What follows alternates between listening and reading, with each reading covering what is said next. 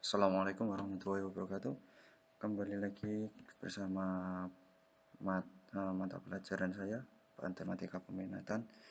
Nah, setelah kemarin kalian mengingat kembali atau mereview lagi apa yang kalian dapat di kelas 11 tentang limit, fungsi aljabar dan rumus-rumus trigonometri, maka untuk pembelajaran kali ini kita combine antara dua itu menjadi satu, yaitu menjadi limit fungsi trigonometri. Nah, di pembelajaran kali ini saya berusaha untuk menyajikan dalam bentuk yang lebih interaktif. Nah, untuk teknisnya nanti akan saya jelaskan di bagian nanti setelah ini. Oke, sebelum kita lanjut ke pembelajaran, ini ada sedikit mengasah otak kalian, atau kita coba untuk ice breaking ya. Nah, kita coba untuk mengasah otak kita. Ya, di sini saya punya pertanyaan. Nanti ini bisa kalian jawab di kolom komentar yang ada di Google Classroom ya. Nanti kalian jawab. Nah, di sini ada suatu gambar yang saya minta itu ada berapa sih objek kuda yang ada di gambar tersebut. Ayo, kalian bisa cari nggak ada berapa? Nah, ini kan kamuflase ya. Oke, nanti saya kasih waktu untuk menjawab ini. Jangan lupa nanti dituliskan di kolom komentar. Oke, sudah. Oke ya, berapa? 3, 4, 5. Nah, nanti jawabannya kita lihat. Oke, ini asal tak yang kedua nih. Masalah kalau tadi mengenai gambar, tapi kalau ini masalah matematika. Nah, di sini pertanyaannya adalah, ya kita cuman santai aja, flashback aja. Ini materi kelas 10. Nah, coba kalian cari ya nilai trigonometri dari soal-soal berikut. Nah, ini ada sin 30 berapa sama sin 225 derajat berapa. Oke, nanti kamu bisa tulis di kolom komentar bersama dengan asal otak yang pertama tadi. Oke, cukup? Ya. Nah, ini merupakan dasar bagi kita untuk lanjut ke materi limit fungsi trigonometri. Nah, kan judulnya kan udah trigonometri nih, berarti kan harus tahu mencari nilai trigonometri. Tapi untuk kelas 12 ini masa sih kita mencari nilai trigonometri lagi? Kan itu materi kelas 10, ya kan? Nah, di sini kan saya yakin aja lah kalian udah paham ini semua. Oke, saya lanjutkan. Ada ilustrasi dikit nih. Nah, di sini kamu pasti semuanya tahu ini mobil apa kan? Mobil mahal gitu. Mobil Lamborghini ya. Nah, lihat, mobil Lamborghini itu kira-kira kenapa itu? Nah, mobil Lamborghini ini terbakar. Pernah nggak kalian lihat film Fast Furious? Tentu saja pernah kan? Bagi yang laki-laki yang senang action itu pasti 1 sampai 9 itu dilihat semua ya. Nah, kita bisa ambil pelajaran dari situ. Survivor 1 itu kan ada race ya, race itu. Nah, terus di tengah race itu seorang pembalap itu memaksakan kecepatan dari mobilnya. Padahal mobilnya itu hanya 250 km per jam. Tapi dia karena menginginkan untuk lebih dari itu biar juara, maka di mesinnya itu dipasangi lagi nos. Nah, tahu nos kan? Nitrogen. Nah, untuk mempercepat laju kendaraannya menjadi 300 km per jam. Ya karena mesin itu juga buatan manusia ya, jadi ada batasnya. Nah, batas ini yang dikatakan sebagai limit. Jadi mesin itu kapan sih dia itu akan nanti meledak atau terbakar? Nah, itu ada hitungannya gitu loh. Jadi ini adalah penerapan limit di kehidupan sehari-hari. Jadi kalau udah lewat batas maka mesin itu akan meledak. Jadi sebenarnya limit itu dalam kehidupan sehari-hari itu lebih masuknya itu ke bidang sains ya, sains teknologi seperti itu. Maka kalau kalian mau jago sains otomotif ya, sama teknologi, nah itu kalian harus perkuat belajar matematika karena semuanya berkaitan dengan logika, logik gitu loh. Bahkan sekarang pun robot itu sudah dibuat logik gitu. Ada yang namanya teknologi AI. Wah, pokoknya teknologi sekarang itu 4.0 istilahnya seperti itu. Nah, itu kalau kalian ketinggalan, nah itu akan susah. Maka belajar matematika, jangan sampai males. Matematika ini gue apa? Nah, itu pertanyaan yang nggak perlu dijawab. itu, atau nggak perlu ditanyakan lah istilahnya seperti itu. Oke, saya lanjutkan ya. Nah, tujuan pembelajaran kita ya tentu saja ya nanti kita coba lewat diskusi dan jawab juga bisa lewat Google Classroom. Nah, kalian bisa menentukan nilai limit fungsi trigonometris di suatu masalah kontekstual. Nah, sehingga kalian dapat menghayati dan mengamalkan ajaran agama yang dianut, mengembangkan sikap jujur, peduli, dan bertanggung jawab, serta dapat mengembangkan kemampuan berpikir kritis, komunikasi, kolaborasi, dan kreatif. Nah, ini tugas yang saya berikan kemarin. Saya hanya mau flashback aja tentang teorema limit. Kalian sudah paham di limit fungsi aljabar. Saya hanya ambil intinya aja sih. Dari 1 sampai 6 poin, di situ ada konstan, ada penjumlahan, ada perkalian, ada pembagian, ada bentuk akar, bentuk pangkat, dan mencari nilai limit fungsi aljabar. Intinya apa sih? Intinya limit itu bisa masuk kemanapun. Tapi di limit aljabar kan kalian sudah diajari bagaimana mencari nilai limit, yaitu caranya sebenarnya sederhana sekali, yaitu hanya di substitusi. Nah, cuman di sini kalau kita cermati lagi teorema limit itu bisa diberikan di fungsi dimanapun dia berada. Misal di poin 3 ya. Di poin 3 itu ada limit penjumlahan. Oke, saya ambil laser dulu. Nah, di sini kan ada penjumlahan tuh. Ya, padahal fungsinya dijumlah, tapi di sini bisa kita pecah. Jadi, artinya limitnya itu bisa masuk ke fx, bisa masuk ke gx. Jadi limit itu, teorema limit itu bisa masuk di operasi apapun. Ini penjumlahan juga bisa dipecah. Kamu cari, nggak usah cari fx bagi gx itu nanti hasilnya berapa. Nah, itu nggak tahu juga ya hasilnya berapa. Itu belum masuk materi kalian.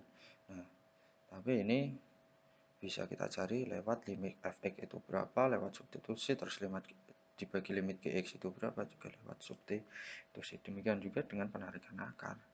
Kalau saja di afx ini ditarik akar n, susah banget. Makanya ini limitnya dimasukkan biar mencari nilai fx, baru nanti nilai fx ditarik akar. Nah, itu sekilas tentang teorema limit. Mungkin teorema limit nanti bisa kita gunakan lagi di limit fungsi trigonometri. Oke, masih ingat nggak cara menyelidiki nilai suatu limit? Ya, cara menyelidiki nilai suatu limit, misal kita tetapkan ya fx, nilai fx untuk x mendekati 0 dengan memperhatikan tabel berikut yang dapat kalian cari dengan menggunakan kalkulator juga.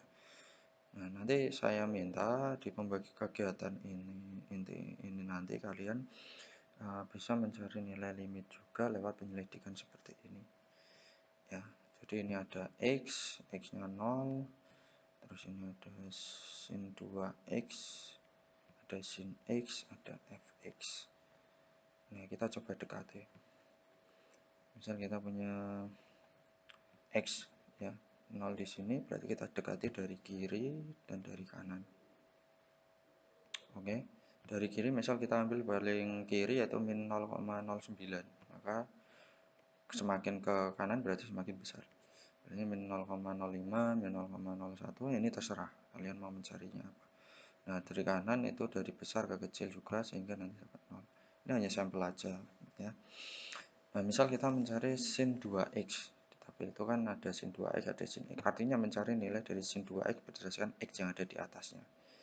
Nah, misalnya ini untuk x min 0,09, sin 2x-nya min 0,179, sin x-nya min 0,090. Nah, fx-nya berapa? Nah, fx-nya tadi itu adalah sin 2x dibagi sin x.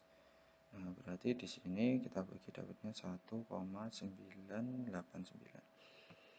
Demikian seterusnya, sehingga kalau nilai x yang didekati dari kiri ke kanan sampai 0, maka nilai fx-nya itu dicari dari kiri ke kanan, maka dia akan mendekati 2. Artinya, fungsi sin 2x per x ini, limit fungsi sin 2x per x ini untuk x mendekati 0, maka nilainya adalah 2. Seperti itu. Dan itu tentang limit fungsi trigonometri. Kita lihat dulu ya, arti dari limit definisi. Limit fungsi trigonometri fx untuk x mendekati c adalah suatu konstan ada dan jika dan hanya jika nilai fx mendekati L untuk semua x mendekati J. Yang kedua, limit fungsi fx bisa ditunjukkan dalam bentuk equation seperti ini. Ini artinya C negatif itu artinya x didekati dari sebelah kiri, sementara C positif didekati dari kanan. Pas tengah-tengahnya, maka nanti ketemu nilai pendekatannya yaitu L. Ini adalah penjelasan dari tabel yang di depan tadi. Oke, untuk menentukan limit fungsi trigonometri nanti ada beberapa cara. Yang pertama adalah cara substitusi langsung, yang kedua cara faktorisasi, yang ketiga adalah menggunakan sifat-sifat limit fungsi trigonometri. Mungkin di situ juga ada rumus-rumus trigonometri, rumus perkalian, penjumlahan sinus kosinus, itu nanti dipakai juga aja. Oke, kita bahas satu persatu tentang limit fungsi yang disubstitusikan secara langsung. Ya, ini nanti adalah kegiatan inti kalian. Kalian nanti bisa diskusikan lewat grup ya atau lewat Google Classroom nanti tentang menyelidiki nilai limit trigonometri. Nah, prinsipnya sama. Prinsipnya kalian nanti akan mengisi tabel sampel ini, sampel 1 dan sampel 2 lewat tabel. Nah, itu nanti prinsipnya sama di limit fungsi aljabar. Kalian dekati nilai 30 ini x untuk x30. Nah, misalnya ini sin 30 itu kan setengah, berarti 1 tambah setengah berarti 1 setengah. Maka ini kamu isi dengan 1 setengah. Ya, di bawah 30 ini berarti nilai fx-nya kamu isi 1 setengah. Nah, karena kita mau melihat definisi limit, maka kita selidiki aja dari kiri dan dari kanan menuju ke 30. Misal dari kiri, kamu mulai dari angka 10, 15, 20, 25 sampai 30. Dari kanan itu kalian awal dari 60, 45, 30, 5, terus 31 juga boleh. Nah, kalian lihat coba nilainya kira-kira mendekati 1,5 enggak? Nah, kalau mendekati 1,5 itu adalah arti dari limit sesungguhnya, yaitu nilai pendekatan, bukan nilai substitusi. Ya, tapi biasanya kita menyelesaikan limit dengan substitusi. Tapi sebenarnya limit itu adalah pendekatan atau mendekati.